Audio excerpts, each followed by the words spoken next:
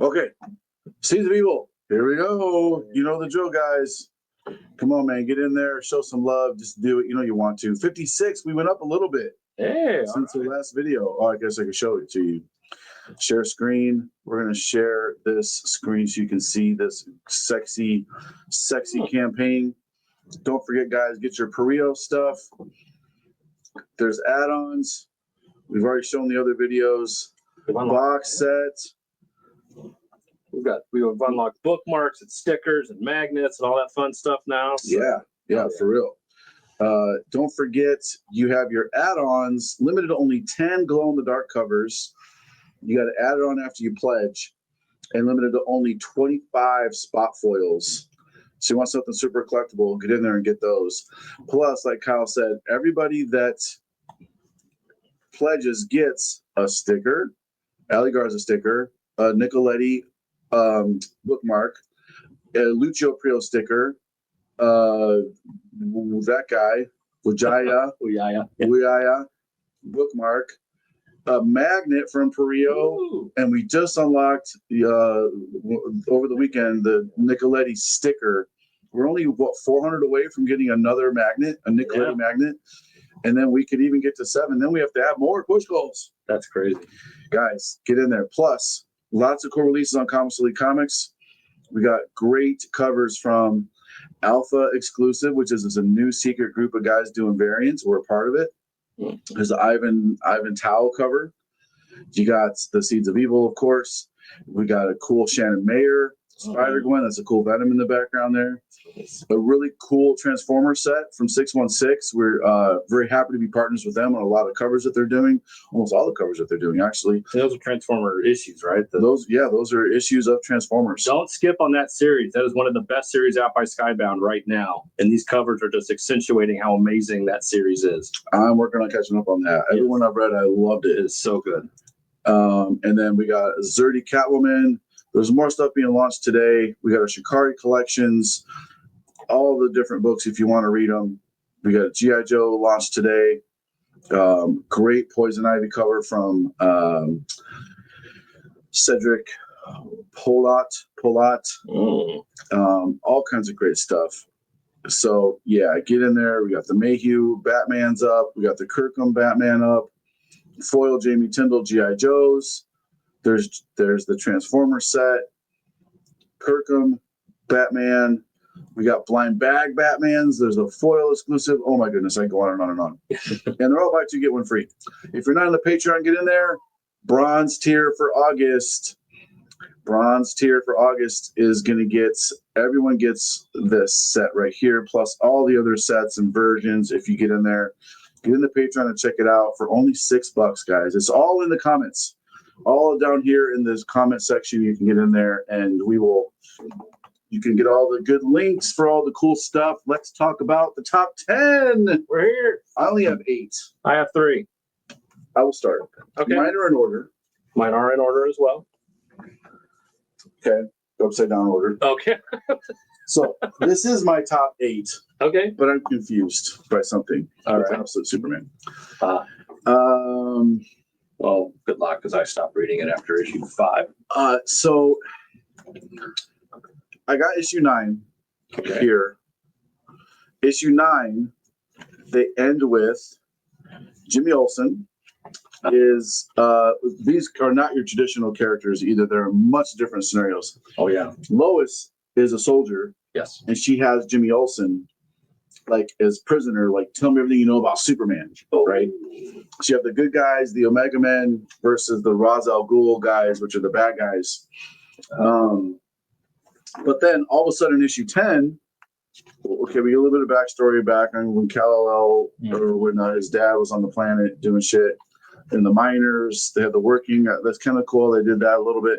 But all of a sudden, Jimmy and Lois are like working together in collusion a little bit. Right? They're on the state, like Lois is going to defect.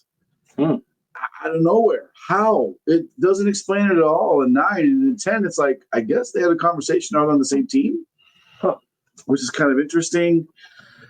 Superman's finally turning into Superman, like realizing his full powers.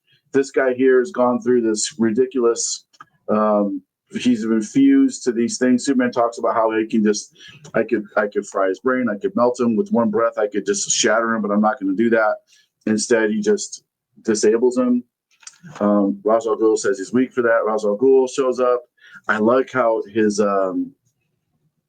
cape, like his outfit, his suit, his cape is like this AI thing. I didn't like it at first; it was kind of growing on me because it doesn't make him all powerful. It's kind of his conscious. But anyway, there's Ra's al Ghul does show up. Superman. Yeah, yeah, he's like the leader of this corporate of the world, almost. It seems like. And then there's a big flip at the end. You think somebody who's on the side of the Angels is definitely not. You definitely find out where Talia al Ghul is. So I'm enjoying the series. Okay. It's a little hard. I'm not going to lie here. It's a little hard to keep up with sometimes. You got the Omega Men and you have the Peacekeepers and the Peacemakers. Peace at any cost. They're the bad guys 100%. Superman is definitely against killing. It pisses off his leader of his group. Anyway, I'm enjoying the Absolute Superman, and I'm loving Absolute Batman, and I'm almost caught up to Absolute Wonder Woman, but so far I really like it. That's a good glitch. Okay, let's my next one. Okay. Is Godzilla Dead Zone. I really, really, really liked this. Godzilla's not in it. You are correct, sir. No Godzilla in it. I didn't even realize that till you said it. That's why it was an almost automatic fail, because I'm like, you didn't put Godzilla in your Godzilla book? So something happens where the world has been, all this nuclear testing turned this area into a dead zone, basically, and people are mutating. That's why you got these guys that look very weird. There's mutants. They're all mutants, basically. Not X-Men mutants, but they're all just weird-looking people, yeah. And there's a legend of this guy that has a tail that walks around and does stuff, and he's the guy. He's like a mini Godzilla, if you will, right? So it's about him. He's wandering around. He fights a monster. Something really cool happens with the monster.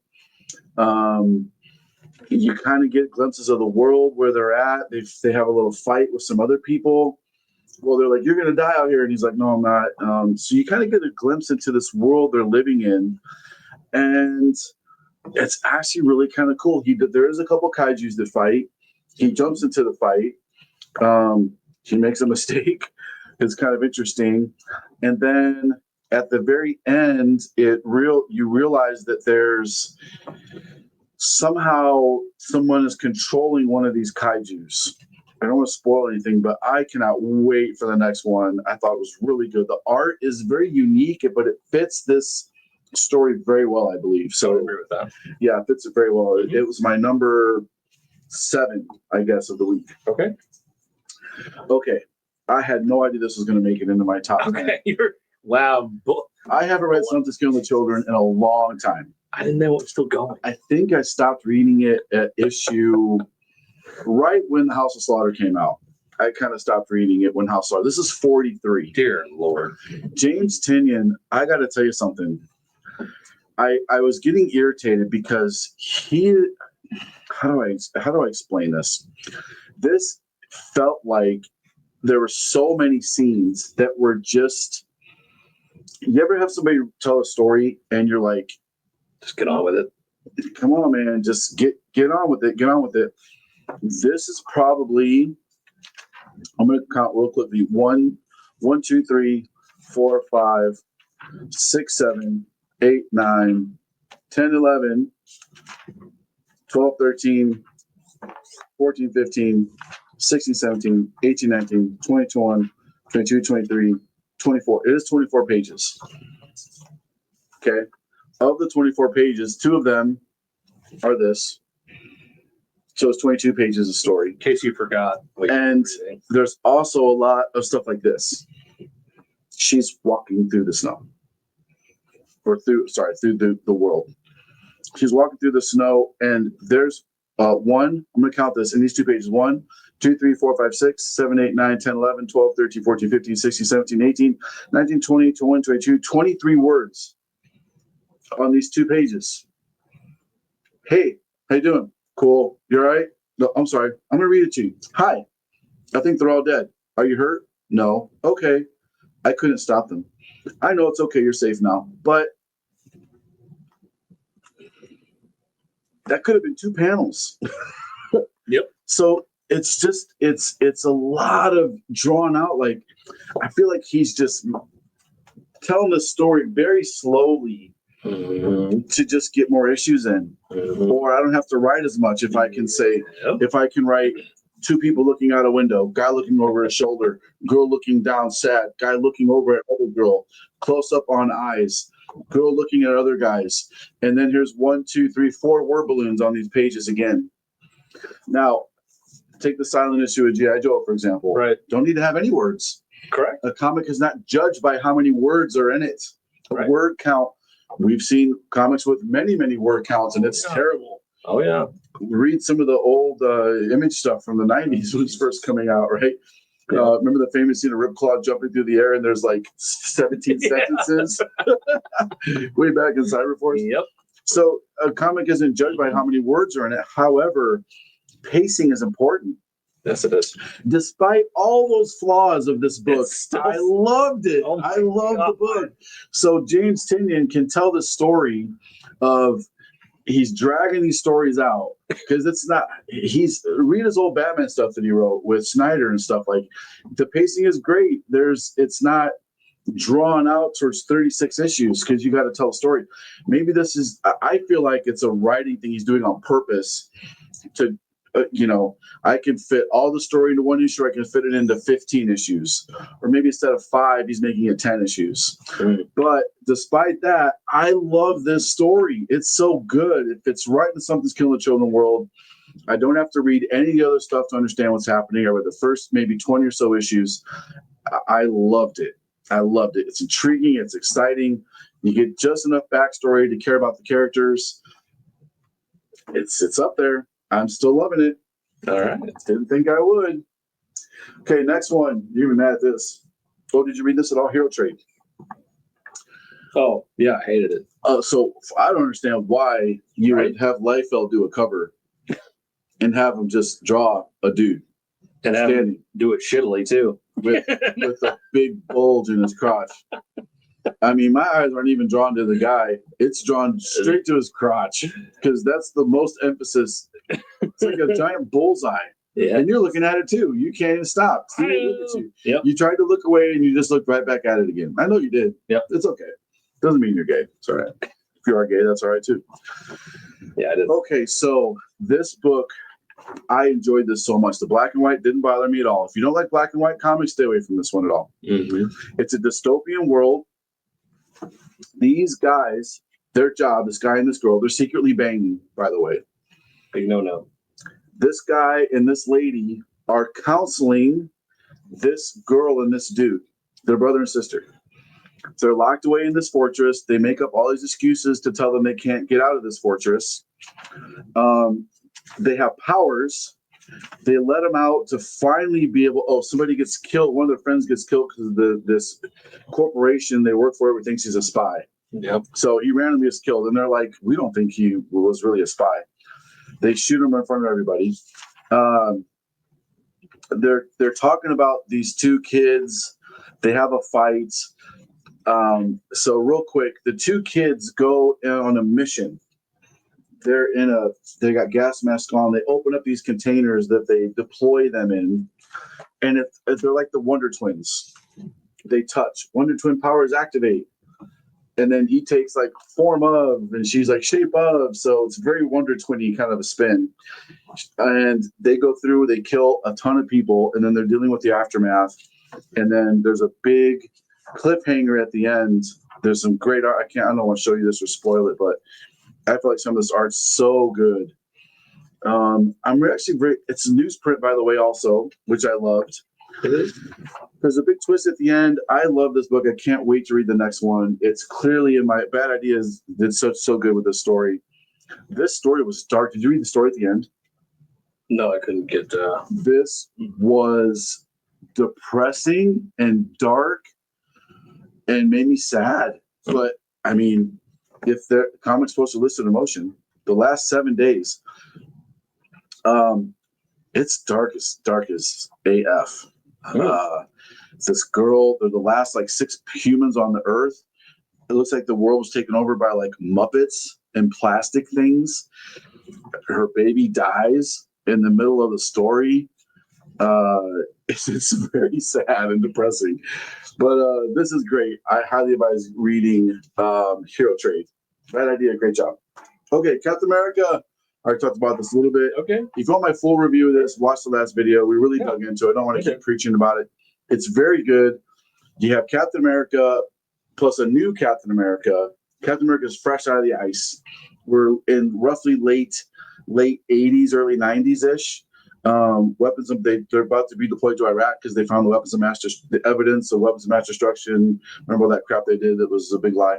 Mm-hmm. Anyway, old ideology. Captain America is pretty new to the world. He's learning how the world works. There's some great juxtaposition with both of them. Really great twist ending. Again, you think something's going to happen and it doesn't. Very excited for the next one. So far, so good on this book. Zdarsky's doing a great job. It is Chip, right? Chip Zdarsky. Mm-hmm. Yeah, great job on this. Clearly made it into my top 10. Number 3 actually of the week. I loved it so much, and I rarely Captain America stories are so boring. They're so boring. I never cared about the characters or anything. This one really got me. It's pretty good. Oh, okay. Number. What was your number 3? My number 3 was, I think, news from the Fallout. Number 2 came out. Yes, last week, but I missed that too. I did read number 1, and it was awesome. Very good. Yeah, I read number 1. Yeah, in this issue, it expounds upon that. So you have that one survivor coming into this diner of these people that live in this area where this nuclear testing was going on, and he's trying to convince these people that live there, like, board up the windows. There is shit going on out there, and they're like, take it easy. Yeah, like, easy, bud. Who the hell are you? And why are you telling us what to do? Yeah, because it turned the soldiers at this nuclear test site. Yep. This general tells them to get closer. They're too close. The nuclear bomb goes off and turns most of them into these insane, raging zombie-like characters. Yeah. So it's a take on Night of the Living Dead, and what you find out in this is that surviving soldier is black. Everyone in this is drawn to where you don't. There's silhouettes. Yeah, there's silhouettes and ashy and stuff. So it's like so unique. Yeah. So you don't know who's who, but you find out he's black. And so from that, just from pure dialogue alone, you're having these guys now. It's like, so is it like Night of the Living Dead, where there is kind of a race thing going on here, where some of these guys in this bar are not listening to this soldier because he's black. Oh. And he's like, all right, listen here. But then, like, one of them has a pipe. So you clearly think, okay, he's more of an intellectual because he's got a pipe. Okay. So he's coming at it from a more scientific standpoint of, okay, hold on, time out. What's going on? Who are you? Why should we listen to you? You came in here with a gas mask with a gun in our face telling us we need to board up the windows. Yeah. And then we get a flashback at the beginning of this guy dumping this girl. And so you're like, who is this character? You find out who this guy is and how he kind of plays in to this bar of people and them trying to survive this soon-to-be zombie apocalypse. And the tension this whole time of them, it's like the soldiers like, we need to hurry up because they're coming. And when the last issue, they were running, they felt like they were right there. Right. And so it's very, very well done. I love the art style in this. It's very at the beginning of Catch Me If You Can, where it's the silhouettes running and it's Art Deco. Like, I kind of got that vibe out of this, and it's beautiful. It's haunting. It's hauntingly beautiful, actually. I really appreciate this story and how it's being told, and the dialogue that's happening between the characters are all very different, and they all sound the same, even though you can't really differentiate. But with them, there's little subtle hints at characters, again, with pipes or whatever, and little beady eyes. It's great. It kind of has like a Temple Smith art style to it. Good, yeah. 30 Days a Night feel, which is a huge compliment. Oh, yeah. So Jeffrey Allen Love. Maybe showing some love to Ben Temple Smith. Yeah. Super cool. Yeah, I want to read this a lot. Yeah. A lot of backstory in the back of that, too. So. Yeah, I'm going to have to take this from you and read it. It's great. So, yeah. Nice. Doesn't really count, kind of counts this week. But we missed it because it came out. Yeah. And I did like the first one a lot. Yeah. A lot. Okay, awesome. Yeah, so that was my number 3. That was my 3. Okay, number 2, what do you got? Number 2, I have Ultimate Wolverine. Okay, I'm not reading the Ultimates yet because Where is my Culdesac? I don't even know. That would be on my list. It actually would have been a meh for me. Oh, really? Son of a bitch. Okay, so it's a man for Kyle. We'll talk about Culdesac first. I'm not reading Ultimate Wolverine yet because I'm not caught up yet. That's right. I'm almost caught up on the Ultimates. I've been reading it on the Marvel app. I'm almost caught up. That's a meh for me. So Culdesac is my number 2 of the week. Okay. The art is fantastic in my opinion. Mm-hmm. It fits so well. They intentionally drew some misproportions in there, which is an art style. Remember in like for example, look at the heads. Yeah, the giant heads. Yeah, they did that on purpose. You know, somebody that doesn't know comics would be like, they drew the heads all stupid. Well, okay, you idiot, learn comic medium, right? Right. Remember in Unbreakable? Oh yeah. When he has he's in his art gallery and he's like explaining how he drew the eyes bigger and the hands are bigger and the villains to this, like it's a intentionally done thing. It's about vampires. Vampire hunters are hunting some vampires down. Yep. And these vampire families are teaching their kids, they're basically telling them they're vampires too. Yeah. And it goes about the way you think it would when you reveal to kids that they're vampires. Some of them kind of take to it, some of them do not take to it. But the setup is now these vampire hunters, look at this panel right here. This one. That's pretty cool. I mean, that is an amazing panel. How that's laid out, the execution of it. That is a great, great panel. Mm-hmm. Like, holy crap. Let's get this. Jonathan Wyshak. Yeah. Sorry if I butchered that. Mike Carey. Little things too. We get the character sketches in the very inside page. Like, you don't see that very often. That's really freaking cool. Nice touch. Yeah, I don't want to reveal too much or spoil too much for you guys, but there's some very great art choices that emphasize her mouth on the phone. It's a must read. It's my number 2 of the week. I thought it was so good. So now they're set up to where these vampire hunters got to kill the rest of this family. They killed some of it. They got to go kill the rest of it now. I think I probably spoiled a little bit, but that's okay. And then the second story in this is Survive. This is a first issue preview to this book called Survive. This guy's in the submarine and he's like sinking. Yeah. I want to read this now. I think Venditti also on that. So I want to read that now. And then Coming in Survive, great preview. Giant octopuses and stuff. Like, I'm down for some undersea stuff. Mm-hmm. And then this story here about the serial killer dog. I want to read this too. Like, Bad Ideas is putting out some great stories. So it's called A Good Boy. I hope this is more, but I think it's just a little story at the end. This guy gets a dog, and he thinks his dog is a serial killer dog killing pets in the neighborhood, but he's not. He's just making a posse of evil pets. It's such a cool, unique idea. And the guy knows what's happening, and he's like, hey, real question is, did you find any bodies? Like, we have DNA evidence. We have chewed up snakeskin boot and vehicles left at the scene. He's like, yeah, but did you find any bodies?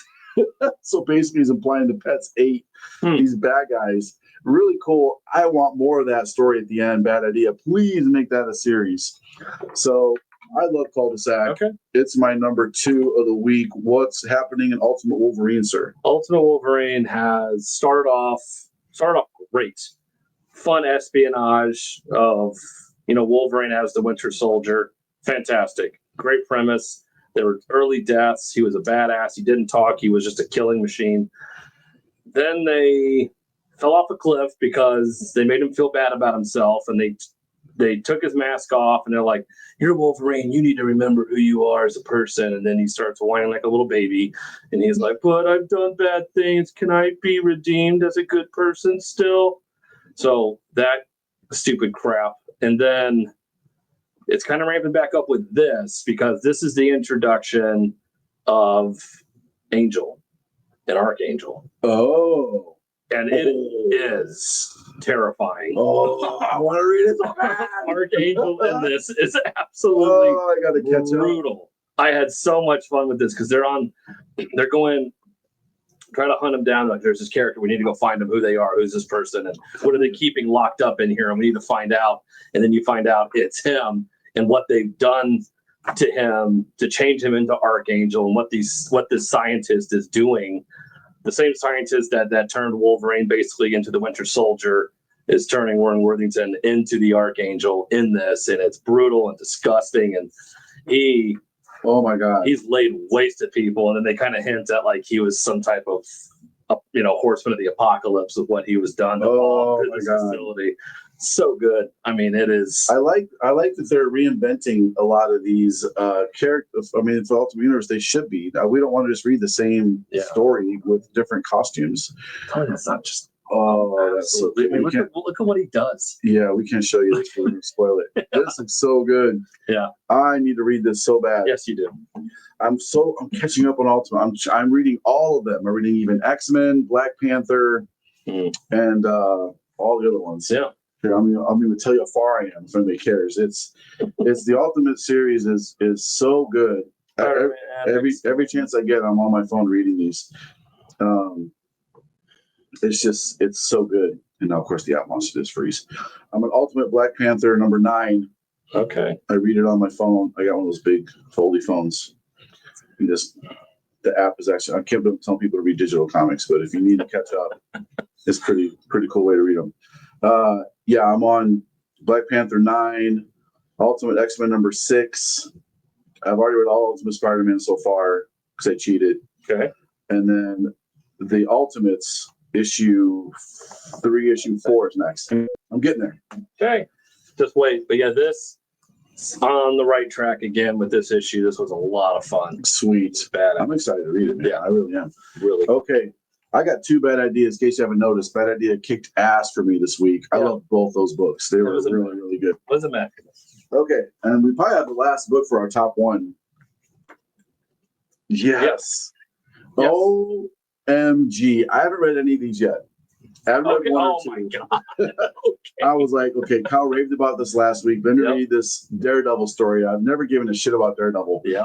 This is, holy crap. Charles Soule, who I raved about with the Darth Vader story, is writing this. McNiven is the artist. Yep. Home run.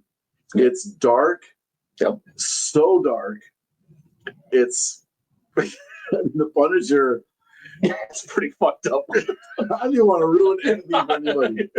The Punisher is incredibly up. I mean, talk about a man just insanely driven.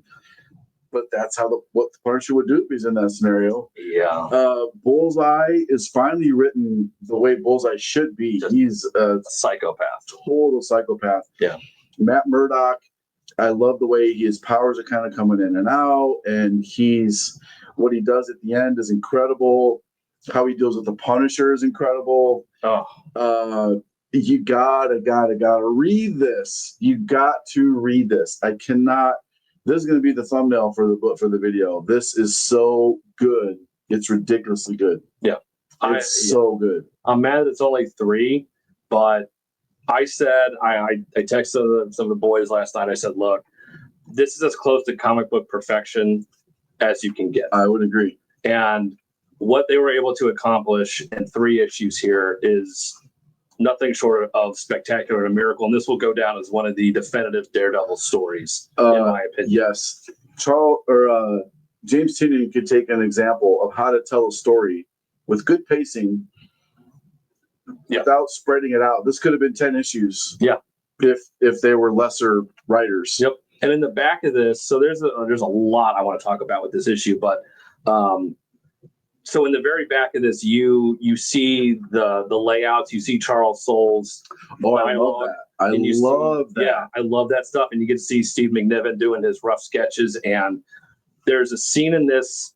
We've been teased as to what happened with Matt, what happened with Wilson Fisk, what happened with the Punisher, and Charles goes into, he had all of this stuff planned out. He wanted, expound upon this. He wanted scene after scene after scene, and it's literally a page in this, and it's just a few panels. But in those like 4 or 5 panels, you get everything you need as to what happened with Wilson Fisk and the Punisher, and it was absolutely beautiful. And I read this. I read all this. I read all times. I went to this several times. Yep. Because you were creating comics and stuff, and I am fascinated with the script. I love it. I first read, it says page 17, 19, 20. I was like, but none of that happens. Like the artist totally effed that up.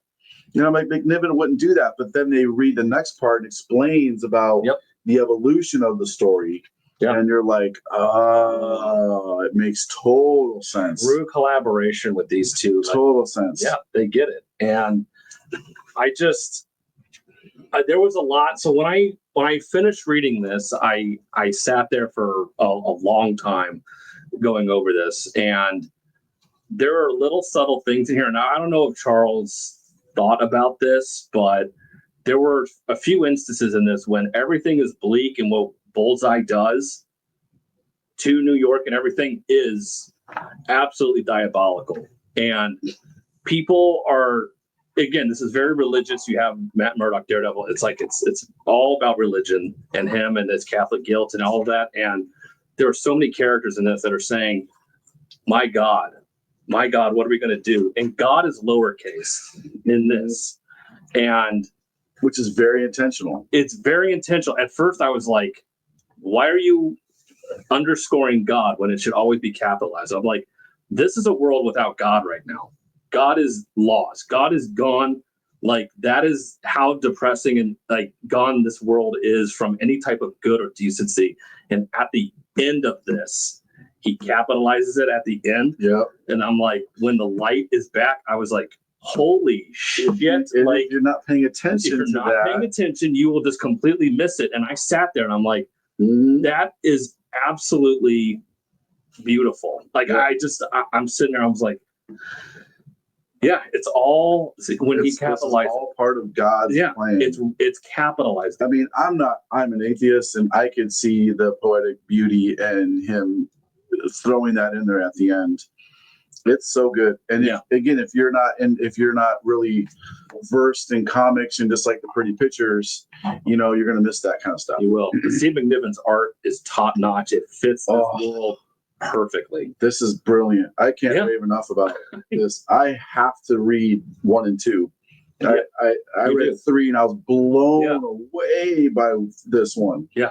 I can't believe it's over. I want more. I can see that. This will go down. No, like this is the last one. It's issue 3. Like, I want a series of this. If this isn't my pick of the year, I will be shocked. I don't know what could top this, in all honesty. I hope Marvel does not do. Don't give it to a different writer and tell them to build upon this world like they did for Old Man Logan. God. And they had all these spinoffs, Old Man Hawkeye, and Old Man this, and Old Man that. Like, if it's beautiful and perfect, leave it. Don't DC did with the Watchmen and all the other stuff. Like, just don't do cash grabs. If you're gonna let someone do it, let Solon McNiven continue to do it, please. But beautiful book, so good, perfectly done. Pick of the year. Oh, for sure. It's gonna be hard. It's gonna be very hard to beat that. Very hard to beat that. Yeah. So my top 3. I think I had Godzilla as the third one. I'm here to trade. I think I'm actually probably going to do 1, 2, 3. I got the Bad Ideas in there. If I read Ultimate Wolverine, I probably would put it in there. Yeah. I probably would put it in there. Yeah. Bad Idea needs some good credit for the paper stock they're using, for the stories, the value you're getting in these books. Mm-hmm. They're $6.99. These are thick books. There's 2 stories in them. Yeah. They're both $6.99. They're doing a great job. I'm loving the new wave of Bad Idea that's coming out. I really am. They're getting away from the gimmicks ish and going back to, hey, let's tell a great story. Yeah. A couple things came out this week that we got in from DC. We got a Batman ash can. It's super damaged. I read, so did Kyle. We read the whole first issue. There's a preview on Lunar. It's interesting. It'll be very polarizing. It is. So I'm going to tell you right now, I advise everybody to read it when it comes out. It's a reader book. Mm-hmm. I advise everybody read it. It's definitely going to be polarizing. People are going to love it. Some people are going to say this is stupid. It's not Batman. Blah blah blah. Batman's got to do more than just punch things and fly through the air with his cape looking really cool and stand on gargoyles being broody, which is awesome. You know. So yeah, I'm excited about this and where it's going to go. I really am. Okay. I haven't read this yet from Snyder, this DCKO. I haven't had a chance to read it. On sale in October, opening rounds of DCKO. It's a pretty good promo book. We'll probably sell it in a Whatnot show or something after I read it. Oh. I'm sure we'll sell this too in a Whatnot show. It's super damaged, but we only got one per store. There you go. It's so cheap to make these. You know what's funny about these ash cans is they wind up going for like $40-$60 sometimes. Easy. And I've seen them. Different publishers will have a wall of cases of them. A wall, because they're so cheap to print. They're like, you can get it for like 15 cents or less than that, right? So they order so many, and they go for $40 each. And I'm like, if you could see how many they still have in boxes, that probably wind up getting thrown away or just whatever. Someday they'll have a fire show or something. But yeah, it's because that was a San Diego Comic-Con exclusive. It was. So that's why they were probably handing it out like crazy at the booth in San Diego. They shipped one to retailers. Yeah. People, I've been to some guys where I've been like, can I get more of those? They're like, here, take a whole bunch, please. Boom. And I'm like, I want that. We sold 3 for $30. I don't want 60 more of them. Like, I'll take a couple more. I had one. When I had one, it was worth more. Now I have 60 of them. It's like, anyway. These 10 will go on for a time, but don't overpay for this kind of stuff, guys. All right. Again, guys, Seeds of Evil, Patreon, Comic Seed website. We got so much cool stuff launching. We'll be selling these books tomorrow. Oh, the giveaway for the show. The giveaway. The giveaway. I saved the best for last. Top 10 giveaway is every Campbell cover for the Whoa. So we got Venom. We got Wolverine. We got Doom. I do like that Doom. With the gun, I like the Doom. Yeah. X-Men. I mean, come on. Who's not going to want a rogue cover from J. Scott Campbell? And Captain America, my top book of the week. And of course, what he's known for, Mary Jane. Thank God he didn't draw her as Venom. That would have been irritating. Yeah. Bring back this Mary Jane, please. Yes. Just sitting on the couch, worried about Spider-Man coming home. So, like the video. You have to be subscribed to the channel. You have to like the video and then comment your like number, and you get a chance to win these. We're going to do a video. We have a lot of giveaways for the last few videos. They're all piled up over here. Yep. We're saving them all. So we're going to do a video where we probably just give stuff away. Hell yeah.